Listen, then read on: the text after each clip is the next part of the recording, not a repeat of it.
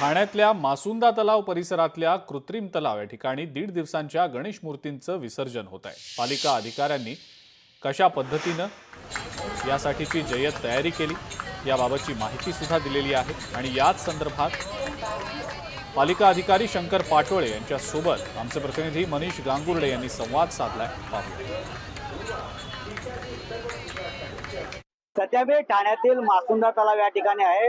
काल आपण बघितलं तर गणपती बाप्पा मोरया, मंगलमूर्ती मोरया या जयघोषात गणरायाचं आगमन झालं, पण मात्र आता 1.5 दिवसाचे गणपती जे आहेत त्यांचं विसर्जन सध्या मासुंदा तलाव परिसरामध्ये असलेला जो कृत्रिम तलाव आहे त्या कृत्रिम तलावामध्ये होताना आपल्याला बघायला मिळतंय। काय सांगाल कशा पद्धतीने महानगरपालिकेच्या वतीने गणेश भक्तांची व्यवस्था करण्यात आलेली आहे विसर्जनासाठी? ठाणे महानगरपालिकेच्या वतीने आपण पाहणी पाहतोय आपण 136 ठिकाणी आम्ही व्यवस्था केलेली आहे। महाराष्ट्राचे माननीय उपमुख्यमंत्री शिंदे साहेब, त्याचबरोबर ठाणे महापालिकेचे आयुक्त सौरव रावसाहेब या ठिकाणी आम्हाला दिलेल्या डायरेक्शन प्रमाणे जवळजवळ 136 ठिकाणी व्यवस्था केलेली आहे। इको आम्ही एक नवीन ॲप तयार केलेलं आहे। यावेळेस जे गणपती येतात ते इको ॲपच्या माध्यमातून आमच्याकडे येतात, त्यांना स्लॉट दिला जातो आणि आपण या ठिकाणी घाटावर बघतोय मासुंदा तलावामध्ये आपण आहोत, विसर्जन करतोय।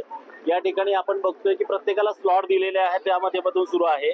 72 ठिकाणी पाण्याच्या टाक्या आहेत, 10 ठिकाणी सिक्युरिटी केंद्र आहेत, 24 कृत्रिम तलाव आहेत, घाट आहेत आणि फिरती व्यवस्था सुद्धा आम्ही जवळजवळ 15 ठिकाणी केलेली आहे।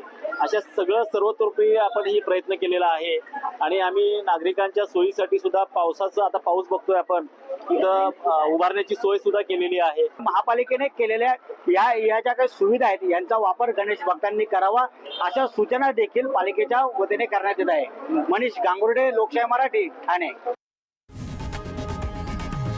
लोकशाही मराठी ऐका, पहा, जागरूक रहा।